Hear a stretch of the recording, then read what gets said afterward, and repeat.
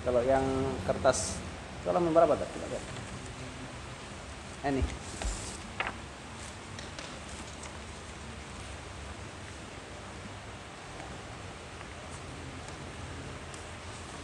Ini bisa dibagi 2 lembar. Satu-satu aja deh. Coba lihat halamannya. Hah? Hah? Pertama. Oh.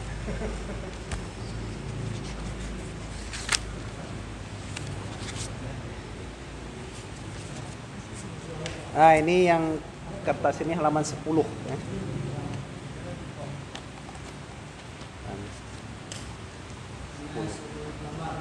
Anasirul kamal. Jadi unsur-unsur dari apa? Unsur-unsur yang sempurna ya.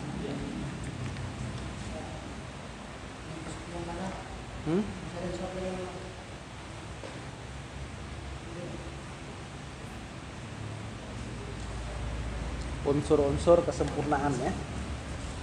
Anasirul kamal. Gue start kadonya. Halaman 10 kan. Halaman 10. Yang kitab apa halaman 10? Dapat? Baik. Qala al-musannif rahimahullahu ta'ala ayyuhal walad. Wahai anak, ba'du masailika min hadhil qabilah. Sama min hadhil qabil. Qabil apa qabilah? Min hadzal qabil. Beda ya. Sebahagian dari masailika, masalah-masalahmu, masa yang ditanyakan, min hadhil qabil, qabilah di situ min hadzal qabil, dari kelompok atau arah ini, maksudnya tuh alladzi la yastaqimul jawabu anha, yang tak bisa dijawab secara teori. Jadi sebagian pertanyaan murid Imam Ghazali itu perkara-perkara yang tak bisa dijawab secara teori.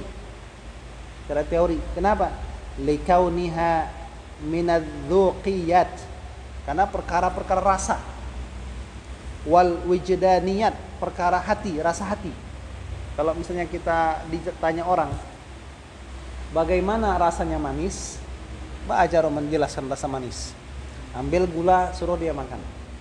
Coba kamu makan dulu. Nah, itulah manis. Nah, gitu. Bagaimana rasanya asin? Kan itu perkara rasa. Jadi, kata Imam Ghazali, yang ditanyakan oleh muridnya tuh sebagian tuh berhubungan dengan masalah rasa. Rasa. Bukan masalah teori, rasa. Rasa tidak bisa dijawab dengan teori. Rasa hanya bisa dijawab dengan rasa itu sendiri.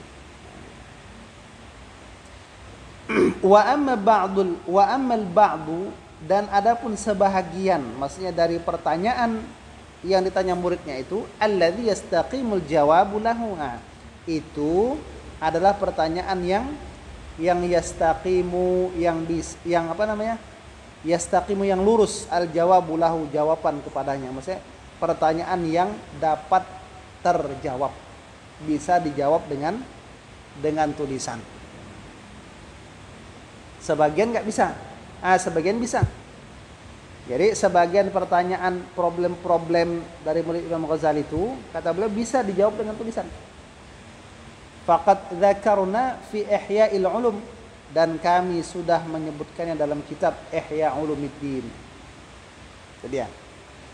Wa ghairi, dan selain kitab Ihya. Wa nadhkuruha huna nubadan. Sama. Dan kami akan menyebut di sini beberapa bahagian minhu, daripada sebagian pertanyaan yang bisa dijawab tadi. Wa nusyiru ilaih, dan kami isyaratkan kepadanya. Fanaqul, lalu kami katakan, qad wajaba 'ala salik, wajib atas seorang salik yang menuju kepada Allah, yang menempuh jalan untuk bisa beribadah sehingga sampai kepada Allah. Apa yang wajib? arba'atu umurin, 4 perkara. Jadi kita tuh kalau mau jadi seorang salik, bukan salak ya, salik kepada Allah harus memiliki 4 perkara. Sekarang nggak masalah ngitung angka ya, kalau dulu agak sensitif. Nah, sekarang nggak masalah ya. Awwalu amrin, perkara yang pertama, apa yang harus dimiliki orang yang ingin sampai kepada Allah? I'tiqadun sahihun la yakunu fihi bid'atun.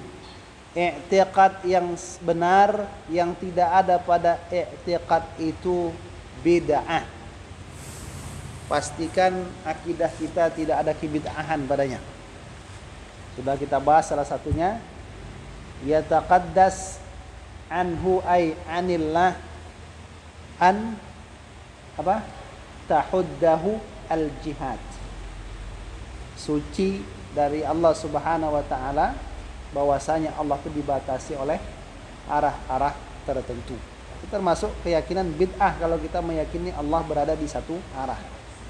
Jadi i'tiqad yang sahih, yang benar, yang tidak ada bid'ah, itu harus dimiliki oleh seorang salik.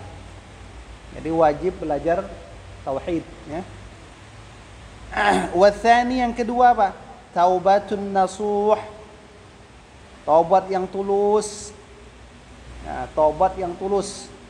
La turja'u ba'dahu ila zallah, yang tidak turja' dikembalikan setelah taubat nasuh tadi kepada zallah dosa atau kekhilafan. Jadi orang bertaubat yang tulus, yang seseorang itu tidak akan kembali kepada kesalahan setelah bertaubat. Maksud kembali itu berniat melakukan kesalahan itu lagi. Awak nih ladake waktu apa gitu kan, agak tobat awak kan gitu kan, nanti udah selesai tak tobat lagi, balik lagi semacam semula gitu kan. Yang hantu belau jadi hantu balik gitu kan. Kemarin hantu jadi ustadz jadi syekh kan gitu kan. Ini namanya pura-pura taubat. Dan orang yang pura-pura taubat itu penyebab su'ul khatimah. Orang yang taubatnya taubat dusta itu su'ul khatimah, matinya. Yang ketiga, ats-tsalits istirdaul khusum. Nah, ini yang penting juga. Mencari kerelaan dari lawan. Kita punya musuh, kita selesaikan persengketaan kita dengan musuh, dengan lawan kita, hatta la yabqa li ahadin 'alaika haqqun, sehingga tidak tersisa hak untuk satu orang pun atasnya, sehingga tidak ada beban kita di akhirat terhadap orang lain. Wajib istirda. Kalau muslim tidak dibenarkan, tidak tegur sapa lebih dari 3 hari. Yang hari keempat haram. Mati dalam keadaan seperti itu su'ul khatimah. Orang yang matinya masih memiliki sengketa sehingga saling tidak tegur sapa, matinya su'ul khatimah. Ibadahnya ditunda Allah. Kan bahaya tuh. Kalau sampai setahun seperti dosa membunuhnya. Warabi', yang keempat, tahsilul ilmi syariah. Mempelajari ilmu syariah, ilmu agama, qadra ma tuaddi bihi, sekedar seukuran apa yang tuaddi menunaikan dengan ilmu tadi, itu awami tuaddi bihi awamirallah ya. Jadi mengambil ilmu syariat sekedar sesuatu yang tuaddi ya, menunaikan dengannya awamirullah ya, perintah, ditunaikan dengan tuadda bihi awamirullah, ditunaikan dengannya perintah-perintah Allah. Jadi mempelajari ilmu sekedar dengan ilmu itu kita bisa menunaikan perintah Allah. Nah, bisa, artinya yang wajib tuh harus tahu kita. Nah, gitu. Yang wajib harus tahu.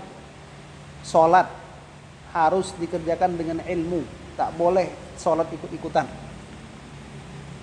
Kata istrinya, "Pailah bang, kamu saji sholat, awak tak bisa do," kata kan. Kayak mana orang gitu kita lakukan apa? Ikuti aja orang, gitu kan. Jadi kalau tak punya ilmu mengikut orang begaruk awak, gitu kan. Nah, jadi wajib dengan ilmu. Jadi tahsilu ilmu syariah, mengambil ilmu syariat qadra ma tu'adda bihi awamirullah. Sekedar sesuatu yang ditunaikan dengannya perintah-perintah Allah. Wajib. Hukum sholat wajib dipelajari. Puasa wajib tahu. Apalagi kalau mau berhaji wajib tahu cara haji. Nah gitu. Punya harta banyak wajib tahu ilmu zakat. Kita pedagang wajib belajar fikih jual beli. Wajib.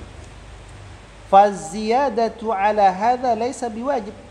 Tambahan atas ini perkara yang lebih dari sesuatu yang dengan perkara itu kita tunaikan perintah Allah yang tidak menjadi kebutuhan wajib kita, mempelajarinya laisa biwajib, tidak wajib. Jadi mungkin Ustadz Nafis tak wajib belajar fikih jual beli, ya kan? Ustadz Tahir wajib, kenapa? Beliau pedagang. Ustadz Nafis petani misalnya. Ustadz Nafis wajib belajar fikih tanam menanam pertanian. Nah, itulah yang wajib ya.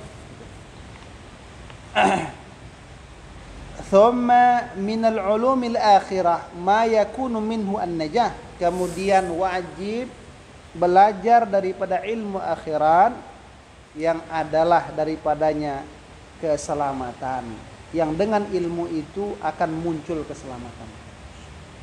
Apa ilmu akhirat itu? Ilmu tentang bagaimana bisa ikhlas, ya kan? Tidak takabur, apalagi dan sebagainya. Sedikit lagi. Hukiya 'an Syibli rahimahullahu taala, telah diriwayatkan dari Syibli, Imam Asy-Syibli rahimahullahu taala, annahu khadama 400 ustadzin. Bukan tanggung nih. Beliau telah berkhidmat kepada 400 ustadz. Jadi kita tuh kalau belajar jangan halang-halangi orang belajar kepada siapapun. Ini baru pergi ke sana tak boleh, katanya kan. Ke sana tak boleh, harus sama dia aja yang boleh. Imam Asy-Syibli 400 ustadznya. Tanggung. Dia telah berkhidmat kepada 400 ustadz. Tanggung kan? Waqad qara'tu 4,000 haditsin, dan saya telah membaca 4.000 hadis. Nah, itu dia. Jadi jangan halangi orang belajar kepada siapapun. Selama ustadz itu adalah ahlus sunnah wal jamaah. Itu pula catatannya lagi. Tsumma ikhtartu minha, kemudian aku pilih daripadanya hadisan wahidan, satu hadis. Dibacanya 4.000 hadis. Dari 4.000 itu satu yang dipilihnya. Satu. Bayangkan 4.000 hadis yang dipilih satu. Wa amiltu bih, dan saya beramal dengannya. Nah, yang satu itu beliau beramal dengannya. Wa khallaitu ma siwah, dan aku tinggalkan selain dari yang satu itu. Jadi berapa tuh? 4.000 kurang 1. 3.999. Nah, yang diamalkan cuma satu. Gitu. Yang lain di minggir dulu kan itu. Li'anni, karena sesungguhnya ta'ammaltu, saya telah memperhatikan. Fawajadtu, dan aku telah mendapati najati wa khalasi fihi, keselamatanku, keberhasilanku pada satu hadis itu. Nah, artinya apa? Artinya satu ilmu kalau diamalkan jadi dia. Sekian ribu ilmu kalau tak diamalkan tak jadi. Nah, gitu. Wa kana ilmul awwalina wal akhirin, dan adalah ilmu orang-orang dahulu dan orang-orang yang terakhir. Kulluhu semuanya, mundarijan fihi, termasuk pada satu hadis itu. Ini harus cerdas kita memilih mana satu perkara yang melingkupi semua perkara. Faktafaitu bihi, lalu aku merasa cukup dengannya. Apa hadis yang satu itu? Wadzalika anna Rasulullah sallallahu alaihi wasallam qala li ba'dhi ashabihi, Nabi pernah bersabda kepada sebagian sahabatnya, i'mal lidunyaka biqadri maqamika fiha. Beramallah untuk duniamu dengan seukuran tinggalmu di dunia. Tinggal di dunia 60-70 tahun. Beramallah, bekerjalah untuk dunia sekedar 70-60 tahun. Wa'mal li akhiratika biqadri maqamika fiha. Beramallah untuk akhiratmu dengan sekedar tinggalmu di akhirat. Akhirat abadal abadi, selama-lamanya. Nah, berarti kalau orang cerdas tadi, dunia sementara, akhirat kekal abadi. Tentu dia menimbang ini. Setiap urusan dunianya harus jadi perkara akhirat. Nah, menghasilkan kebaikan di akhirat. Wa'mal lillah, dan beramalah karena Allah, biqadri hajatika ilaih, sekedar kebutuhanmu kepadanya. Kita tidak pernah bisa lepas dari kebutuhan kita kepada Allah. Wa'mal linnar, dan berbuatlah untuk neraka. Jadi bekerjalah kamu untuk masuk neraka. Biqadri sabrika alaiha, sekedar dengan mampunya kamu bersabar ketika masuk neraka tersebut. Mampu nggak kita bersabar masuk neraka? Tak mampu. Artinya jangan berbuat untuk neraka, maksudnya gitu. Jadi ini yang diambil dari 3999 hadis ini yang dijadikan pegangan oleh Imam Asy-Syibli rahimahullahu taala, ya. Jadi yang paling penting kita ingat 4 perkara yang wajib dimiliki oleh orang yang salik. I'tikad yang benar, taubat yang benar, jangan pernah punya masalah dengan orang lain. Pastikan apa yang jadi kewajiban kita sudah punya ilmu tentang itu. Itu dia ringkasnya. Baik, demikian saja. Kita akhiri dengan subhanakallahumma wa bihamdik, asyhadu an la ilaha illa anta, astaghfiruka wa atubu ilaik. Assalamualaikum warahmatullahi taala wabarakatuh. Matikan ya, tak? Habis baterai ini.